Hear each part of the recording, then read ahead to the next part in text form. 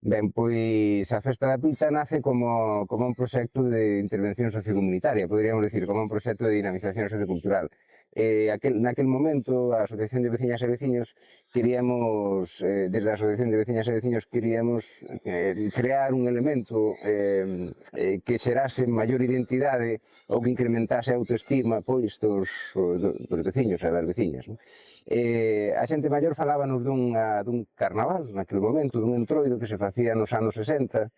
e que fora orixinado, polo visto, pola xuntanza entre dous viúvos, entre un viúvo, Antonio Guimarei, e unha viúva, Gumersinda. Sabemos que o apelido do seu primeiro marido era Benavides, non temos máis datos.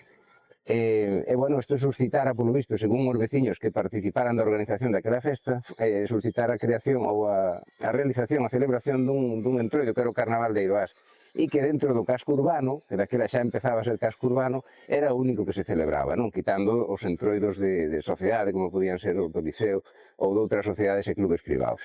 Nós decidimos rescatar aquela festa, que ademais, sigo dicindo, aínda estaban vivos no ano 99 moitas das persoas que participaran na organización daquela primeira edición, de finais dos anos 50,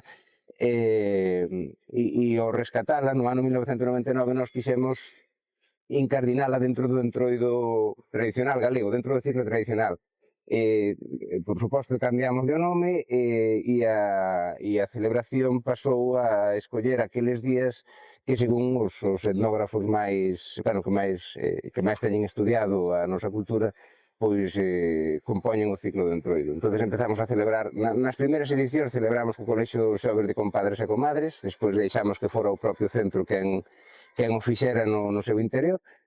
e empezamos a celebrar o Domingo Fareleiro, que é o domingo de 70ª, no calendario litúrxico, o Domingo Oleiro, que chamamos nós, porque Taboa da Chivite escribe que en Ourense as olas, o xogo das olas, lévase a cabo o Xoves de Comadres ou o Domingo de Corredoiro, o domingo anterior ao entroido, e deixamos a fin de semana do entroido sin celebración porque, bueno, na contorna había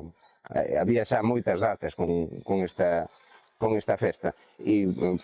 pechamos, por tanto, o martes de entroido. A festa foi medrando, os elementos foron medrando, fomos dotando de máis elementos, valga a redundancia, que o que facían era fortalecer, afortalar aquel proxecto a medida que víamos que iba habendo resposta social, o sea, que a veciñanza